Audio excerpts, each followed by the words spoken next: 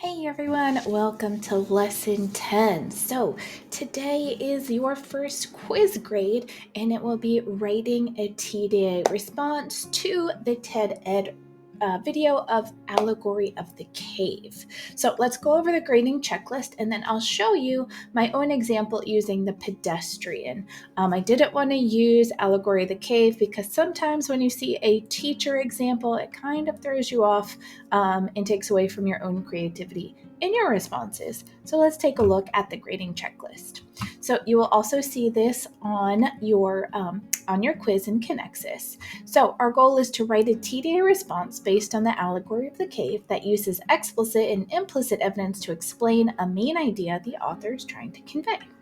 So you can see here that the points have been allotted. So we want to make sure that we have a hook, that we give context, what story or what video are we talking about and who's the author, and then answer the question, what main idea is the author trying to convey? You want to make sure that you include evidence, at least one piece of evidence. Each citation should be no longer than 1 to 2 sentences. We do not want to quote or paraphrase large sections of the video. But again, since it is a video, you want to make sure to paraphrase, but you want to include this parenthetical citation. Points will be lost if you don't include it. But this is the author's name and it should look exactly like this with the period on the outside. Your interpretation. So this is the heavy hitter right here. So here we're really using inferences and taking it a step further to interpret it using your own filter, explaining how you interpret this video. What connections, ideas, stories, questions does this video bring to your mind? So that should be at least 3 sentences.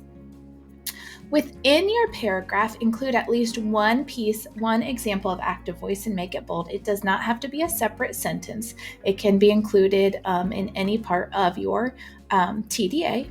You want to make sure to restate the claim by repeating it in another way. Leave your reader with a sense of closure by ending it with a thought-provoking statement, question, or quote, and then make sure that you're using the ideas writing trait throughout your paragraph. So that means trying to avoid formulaic phrases, include imagery and figurative language, include a clear central idea, and use transition words to help your ideas flow together. All right, so let's take a look at my sample here.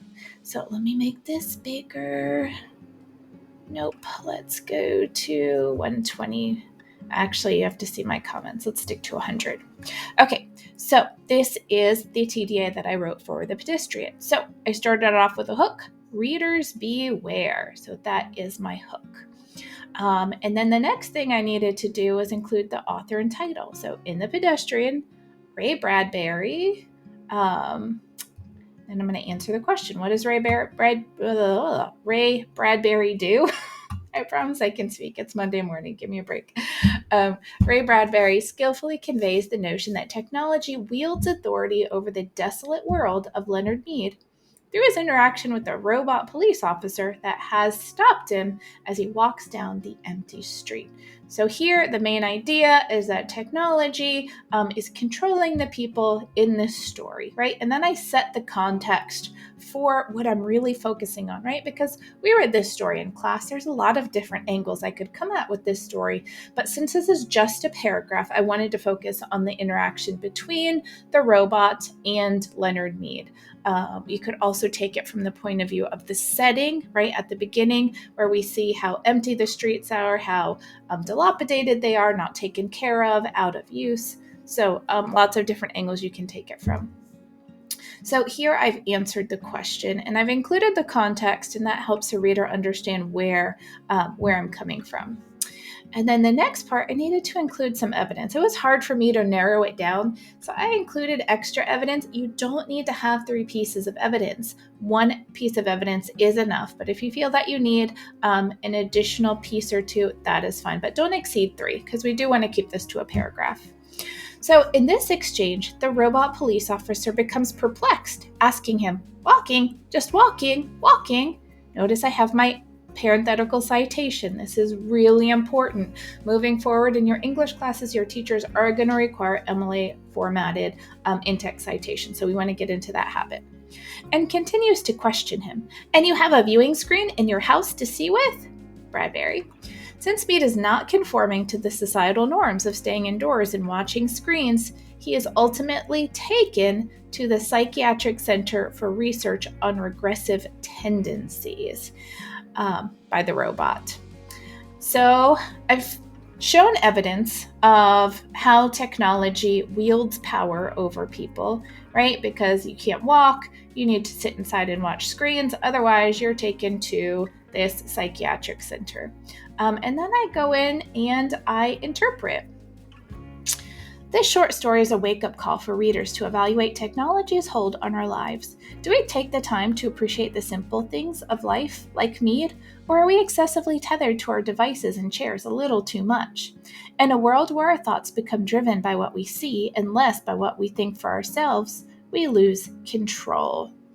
Okay, so here, notice how I do have some questions, and questions can be powerful ways to interpret information. So you can use questions, you can use your thoughts, you can use predictions, you can use connections to your life.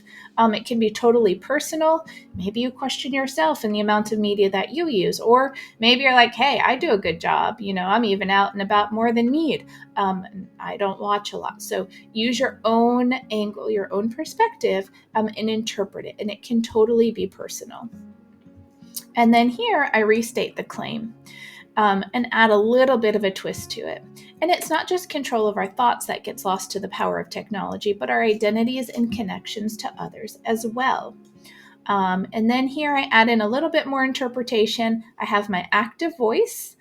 Bradbury paints a stark picture of what the future might hold if we allow technology to consume us. So here I've got some personification going on, making technology have human characteristics.